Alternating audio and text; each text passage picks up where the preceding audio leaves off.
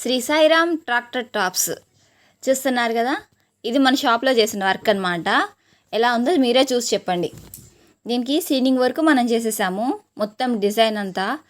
ఆ రైతు కావాలని ceiling work, lighting work, paint బొమ్మలు కూడా మాకు ఆర్టీఏ కావాలి, ఇలాగే కావాలని చెప్పి మరి మా చార్జ్ చేయించుకున్నారు.